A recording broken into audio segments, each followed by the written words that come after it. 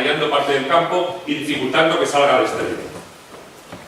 Fijaros el problema de la persona que se sube al AVE en Madrid y se baja en Sevilla después de 2 horas y media hablando sin parar por el móvil.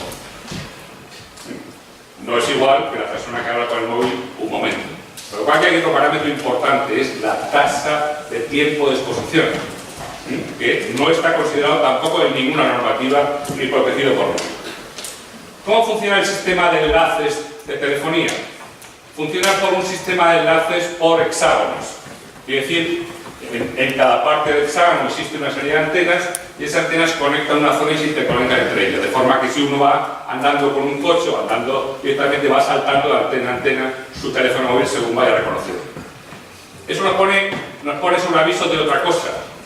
El teléfono móvil, siempre que está encendido, está emitiendo. Siempre. Porque necesita establecer la relación con la antena más próxima. Y está diciendo por un localizador, aquí estoy, según cambia de antena, tiene que cambiar de código, y aquí estoy, sigue mandando señales. Quiere decir que el teléfono, aunque no hablemos por él, siempre está radiando, permanentemente. Es la razón por la que cuando hay cualquier problema, la policía sabe dónde ha estado tal persona porque le sigue por la sucesión de conexiones que ha tenido con su teléfono móvil. Por lo tanto, esto... Alguien dice, no, si es que yo no hablo casi nada. Tú, si tienes el teléfono en el bolsillo, te da exactamente igual. Bueno, no es igual, no hay que decir que sea igual. Es mucho más potente cuando modulas señales que cuando hablas. Pero sigue estando conectado permanentemente y radiante en este caso. Bueno, ¿qué tipo de antenas hay? Bueno, esto de las antenas es bastante peculiar, porque las compañías, con esto de la percepción del riesgo, han decidido que la manera de hacer las cosas es ocultar a los ciudadanos dónde están las antenas, como camuflándolas. Les han montado un sistema de camuflaje bastante peculiares. A ver, os enseño un sistema de camuflaje, tengo por aquí. Sistema de camuflaje donde las antenas, digamos, han ido camuflándose en los tejados, han ido camuflándose en forma de árboles, en forma de palmeras, de todo tipo de formas, o en Madrid, los chiringuitos que veis por Madrid por la calle, son antenas de repetidora de telefonía. En muchos casos, los semáforos, en fin, hay multitud de sistemas de repetición para evitar áreas de cobertura inadecuadas. Y, claro, nadie puede saber. Por ejemplo, uno ve en una casa una chimenea y al día siguiente ve 2 chimeneas, la otra chimenea es una antena. Y son iguales, O sea, hay muchas maneras. Fijaros, la casa está aquí abajo, el chaflán como ha crecido para tapar las antenas. Esto veis, sí, hay montones de ejemplos que podéis encontrar en cualquier punto, ¿no? Antes me preguntaba alguien cómo radia una antena. Las antenas radian de esta manera. Tienen un lóbulo fundamental hacia adelante y luego pequeños lóbulos laterales. Pero la antena está construida para radiar sobre todo en una dirección, para cubrir una zona determinada. Generalmente en torno a 300 metros de distancia. Esa es la vía eficaz de la zona de cobertura de esa antena. Y por tanto, esa zona de cobertura hace que la relación de potencia que emite esa antena es inversamente proporcional al cuadrado de la distancia. ¿Qué quiere decir esto? Traduciendo, que cuanto más lejos, menos señal tienes y por tanto menos potencia recibes. Pero en el rango eficaz de 300 metros vas a recibir suficiente potencia como para que eso ocurra. Esto es un cálculo teórico porque las compañías generalmente cuando analizan antenas lo que hacen es cálculos teóricos sobre lo que ocurre. Casi nunca miden exactamente, incluso la página del Ministerio que ahora os la mostraré tampoco mide exactamente, muchas veces utiliza este modelo que se llama Hashimoto para hacer un cálculo teórico de la radiación de las antenas. Y cuánto estaría expuesto cada parte, en términos en este caso de voltios metro, de densidad de potencia, cada persona que estuviera en diferentes lugares de una casa. En fin, no vamos a detenernos en esto porque hablaríamos mucho, pero como veis, en muchos casos la respuesta es engañosa porque si os fijáis en este gráfico, la antena que está situada en la casa frente a un edificio que es de estructura metálica o de cristales, lo que hace es que rebota la señal y los más perjudicados van a ser los pisos de abajo del mismo bloque de la antena, no los de arriba. Como veis, esto es un tema complicado de establecer, de relaciones, pero que al final no es lo mismo una cosa que otra. Por eso, todo lo que tiene que ver con el despliegue de antenas y el uso, el mapeo de lo que sucede en el campo electromagnético, hace falta un grado de especialización muy alto, que de luego ni los ayuntamientos ni la comunidad autónoma ponen en marcha a disposición de los ciudadanos. Por lo tanto, decidir sobre esta cosa no es sencillo y hay que tener unos conocimientos suficientes para poder desarrollar. Bueno, esto vamos a hablar porque ya hemos hablado de eso. Por tanto, ¿qué hay que tener en cuenta en las antenas? Hemos dicho intensidad, frecuencia, forma de onda. Hemos comentado tiempo de exposición. No es lo mismo un momento que mucho tiempo hablando. Y el gran problema que no está resuelto, porque claro, nosotros hablamos de antenas como si hubiera una antena a la que estamos expuestos. Bueno, pero en una ciudad estamos expuestos a miles de antenas a la vez. Por tanto, el problema de interacción de los campos es todavía mucho más complicado. No os voy a marear con el tema, pero es una relación vectorial. Quiere decir que hay campos que se suman y campos que se restan, en función de la dirección del campo de cada antena. Con lo cual hace que el entramado de complejidad sea realmente muy grande. Esto técnicamente creo que no quiero avanzar más sobre ello, luego si queréis las preguntas me hacéis. Solamente quiero decir otro elemento que habitualmente también se manipula a la gente con este concepto, y es que se habla de potencia de emisión. A mí me da igual la potencia de emisión de una antena. A mí lo que me importa es saber la potencia de emisión. ¿Cuánto me llega a mí o le llega a los ciudadanos? Pues bien, la legislación está llena de conceptos que son potencia de emisión, por todas partes, confundiendo directamente el tema. Yo creo que es muy importante saber conceptualmente que esto cambia la legislación radicalmente, porque no es saber qué PRA, que es la potencia radiada de una antena, y la potencia regulada por la normativa. Lo importante es saber si a ese colegio o a ese hospital cuánto le llega de lo que está pasando. ¿Alguien lo controla? ¿Alguien lo mide? ¿Es capaz de decir cuánta tasa está llegando a los enfermos de un hospital o a los niños de un colegio? No, porque no hay procedimientos para ello. Por tanto, este concepto cambia bastante la legislación. Y claro, la acumulación de señales que estamos viviendo hace que nuestro mundo en el que nos movemos, este que hablábamos antes, el entorno, está creciendo en el número de elementos radiantes inalámbricos de forma espectacular, de forma logarítmica, que decimos. Es decir, no podemos controlar de forma logarítmica lo que puede suceder.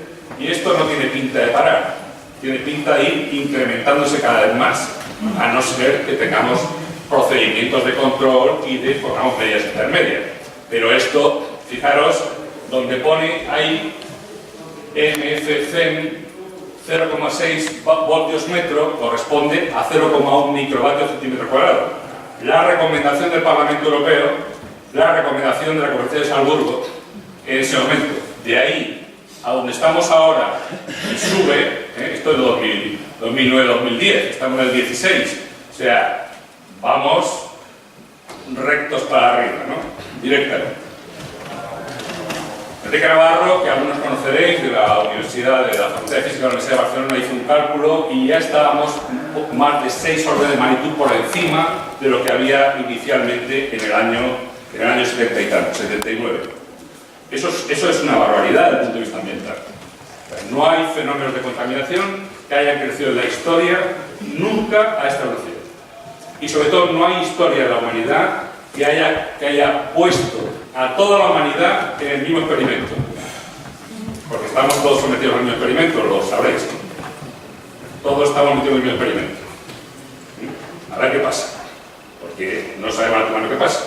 Y no ha habido nunca en la historia de la humanidad donde hoy tenemos en todo el mundo 8.000 millones de teléfonos, más que seres humanos. En España tenemos una media de 1,8 móviles por habitante. Si quitamos niños muy pequeños y personas muy mayores que no usan el móvil, tocamos a bastante. Es decir, no ha habido nunca en la historia de la humanidad algo como esto. Nunca. Y claro, estos efectos que vamos conociendo, en los estudios que hay, vamos viendo que cada vez, perdonadme porque está en inglés, porque esto es sacado de una fundación de Elizabeth Kelly, cada vez más vamos viendo que según se incrementa el índice de potencia radiada, se incrementa el tipo de enfermedades que van apareciendo. Y la última de arriba, de lo que hemos comentado, tiene que ver, eso que pone EHS, es hipersensibilidad al campo electromagnético. Son enfermedades que han ido creciendo de forma exponencial. Claro, las preguntas que aparecen rápidamente, ¿estamos preparados para esto? ¿Tenemos capacidad en nuestro sistema biológico para mantener, digamos, para conseguir mantenernos como estábamos? A mí cuando discuto con alguna persona que no opina lo mismo que yo en estas cosas, me dice, pues claro, es que si esto fuera verdad lo que cuentas, estaríamos todos locos ahora mismo, ¿no? Claro, porque lo que estamos recibiendo es de tal naturaleza, de tal intensidad, que no podríamos seguir viviendo. Lo único que estamos poniendo realmente es a prueba nuestra capacidad de aguante, la resistencia. Pero ¿cuál es el límite de esta capacidad de resistencia en este nivel? ¿Hemos superado ya el umbral en el que la resistencia puede plantear problemas? Pues no lo sabemos. Y ahí es donde viene la controversia científica. Porque fijaros, cuando alguien habla de controversia científica es porque hay resultados de todos tipos. Pero cuando uno analiza la metodología de esos resultados, se da cuenta que no se puede someter a este tipo de respuestas biológicas a los mismos patrones que la física. Yo siempre que empujo una moneda o un vaso se va a mover en esta dirección. Esto es física. El sistema biológico no se comporta así porque está constantemente cambiando. Y nuestro medio ambiente electromagnético también está constantemente cambiando. Por tanto, la capacidad de reproducir resultados es muy pequeña. Y si es muy pequeña, no podemos pedir que busquemos la reacción causal, desde el punto de vista, digamos, legal. ¿Cómo vamos a buscar la reacción causal? Ustedes demuéstrenme que esa antena me ha producido este tumor a mí. ¿Es posible? Es imposible. ¿Por qué? Porque la aproximación en biología y en medicina se hace siempre sobre la base de la estadística. La estadística aquí no se puede utilizar como criterio de diagnóstico ni de uso para demostrar la relación causal. Solamente se puede hacer, como ha dicho el compañero anteriormente, sobre la base del principio de precaución. Si conocemos determinados elementos que nos aproximan a un problema, pongamos los límites previos antes de que el problema sea realmente irreversible. Pero esta no es la política que se sigue. La política que sigue es, digamos, no saber cuál es la respuesta general de lo que va a suceder. Bueno, aquí es como muchos organismos, como ya se han puesto, no voy a insistir, y muchos centros de investigación que están estudiando este problema, es decir, que no somos cuatro locos, sino mucha gente en todo el mundo que está estudiando este problema. Y también, tampoco voy a insistiros en las recomendaciones del Parlamento Europeo sobre ello, porque quiero irme directamente a las respuestas biológicas. Bueno, esto lo habéis visto todos ya, creo, supongo, cuáles son los límites de exposición a lo que nos han planteado, que son límites, para que os hagáis una idea, los límites de exposición que tenemos en España están, en España y en la Unión Europea, 450 microvatios por centímetro cuadrado para la frecuencia de 900 y 900 para la frecuencia de 1800. Y Salzburgo, el Parlamento Europeo, recomienda 0,1, quiere decir 4.000 veces por debajo de lo que tenemos en nuestra legislación. Yo creo que esto dice bastante cuando las respuestas biológicas lo están colocando en ese nivel. Sí. Hay muchos países que han legislado el contrario, que tienen legislaciones mucho inferiores, que han escuchado más a sus científicos, porque esto no lo hace por casualidad. La industria es tan industria aquí como allí. Me parece que allí el peso del científico ha sido mayor que aquí. Aquí no nos han hecho ni caso, de ninguna manera. En cambio, allí sí que han sido más sensibles y han cambiado legislaciones. No tiene ningún sentido que en Italia tengan 10 microvatios para toda la población y 0,1 para lugares sensibles, y en cambio en España tengamos 450 microvatios. No es lógico, porque los ciudadanos, yo creo, biológicos somos similares, por lo menos. O en algún sitio, como veis ahí abajo, en Nueva Gales del Sur, en la zona de Sydney, donde realmente ellos han legislado hace muchos años, son los pioneros en este campo, todavía un 0 por debajo del 3, o sea, todavía mucho más. Bueno, no voy a hablar del principio de precaución, que ya hemos hablado, quiero solamente irme a que mucha gente dice que la gente pasa del problema, que este problema no es un problema importante para nadie. Y hay un reciente Eurobarómetro donde sitúa los campos electromagnéticos en niveles de preocupación muy elevados. Fijaros ahí abajo la respuesta de la población europea sobre las antenas de telefonía móvil, el uso de los teléfonos móviles, etcétera, como una de las grandes preocupaciones de la ciudadanía. La gente está preocupada, pero las administraciones no responden de ninguna manera. No tienen mecanismo de respuesta en absoluto. O sea, no es cierto que la gente no quiera soluciones, las quiere, pero por ahora, y yo no he visto muchos políticos que quieran. Un inciso, yo participé en las sesiones previas a la confección de la última ley general de telecomunicaciones. Me citaron como experto el Grupo Popular, el Grupo Socialista. Se los conté, digamos, cuáles eran los riesgos o problemas que planteaba este problema. Ninguno me hizo ningún caso, solo lo debo decir. Pero incluso alguno, no voy a decir quién de los dos, prometió que votaría en contra de la ley. Y por esto que hablábamos esta mañana comiendo de las puertas giratorias, acabó votando a favor de la ley. Esto es cómo se comportan estas cosas y cómo se desoye la preocupación de la gente establecida en este momento a través de los ciudadanos. Muchos científicos han reclamado nuevas legislaciones. Son algunos de ellos que están reclamando permanentemente que no se puede continuar con esa tasa de exposición. No es un problema marginal, es un problema realmente de fondo. ¿Qué tipo de investigaciones hay detrás de esta historia? Hay investigaciones y, claro, como veis, es un tema extremadamente complejo. Hay que estudiar las cosas desde el punto de vista molecular, en los tejidos, en las células, en todo el sistema, en la población, y en cada una de esas cosas podemos encontrar respuestas diferentes. Y a nosotros nos piden evidencias. Y esto en la ciencia no se puede establecer la cosa sobre la base de evidencias de sí, no la hay. Hay aproximaciones a problemas que dan determinadas respuestas que casi nadie puede plantear. ¿Cuáles son las consecuencias generalmente de las personas que tienen problemas con el campo electromagnético? Problemas de orientación y mareos son habituales. Incrementa el ritmo cardíaco, en muchos casos en presencia de telefonía móvil. Yo tengo pacientes que se ponen el teléfono móvil cerca y comienzan a tener taquicardia, por ejemplo. Problemas de zumbidos en la cabeza y concretamente una enfermedad que sabéis que se llama acúfenos o tinnitus, que se tienen los oídos porque pican los oídos. Y generalmente ese es el precedente de otras consecuencias.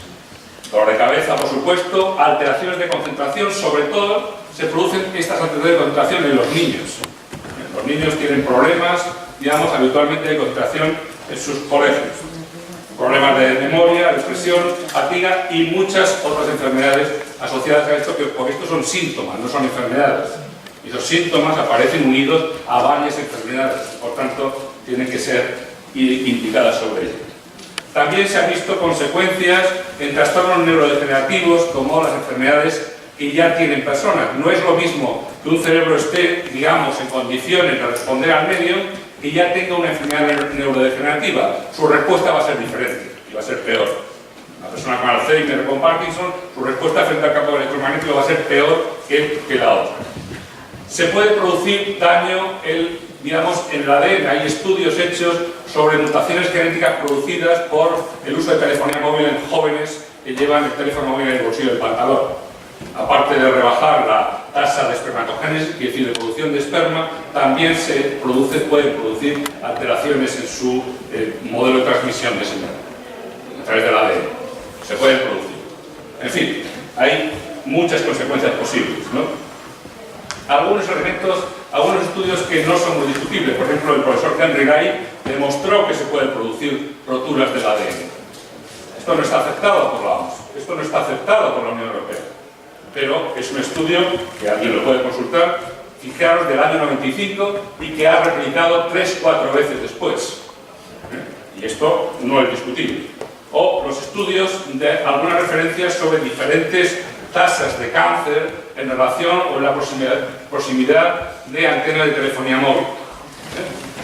O digamos, los casos de leucemia infantil, digamos, en diferentes estudios, es la proximidad a diferentes intensidades, como veis, es la proximidad también de tendido a alta tensión y transformadores. ¿Qué tenemos de evidencia sobre este problema? Aquí se ha clasificado, esto es una fundación suiza que investiga sobre este problema y clasifica esto en 4 niveles. Suficiente evidente, evidencia limitada, evidencia inadecuada y evidencia que no sugiere estos efectos.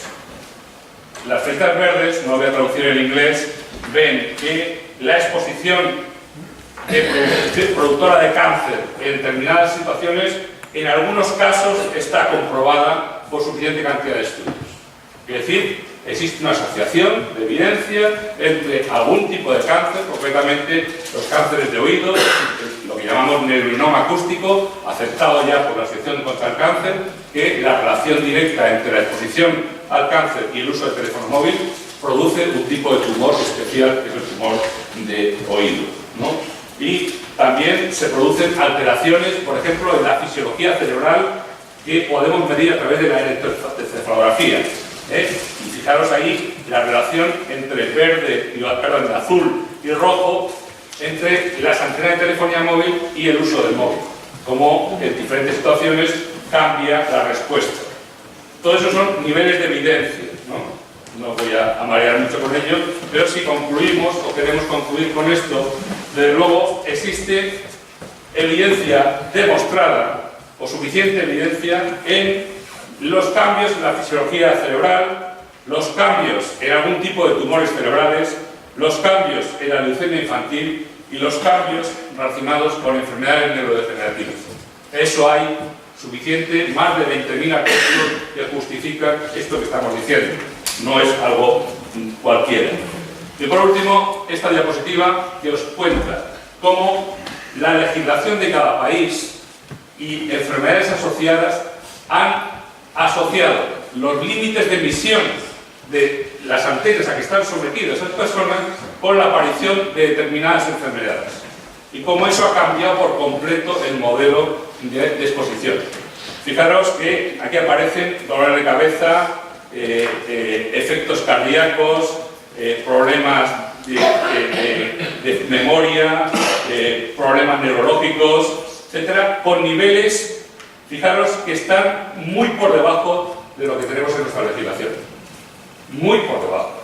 Por tanto, otros países, que es lo que aparece en el recuadro de la derecha, sí han establecido niveles de precaución mayores y, por tanto, sus tasas de riesgo para la población se han reducido. Y no quiero, como he prometido que voy a contaros lo que yo hago, quiero dejar para el final dos experimentos que hemos realizado. Hoy tenía mucha manera positiva, pero si no, no me aguantáis. El primero es un proyecto que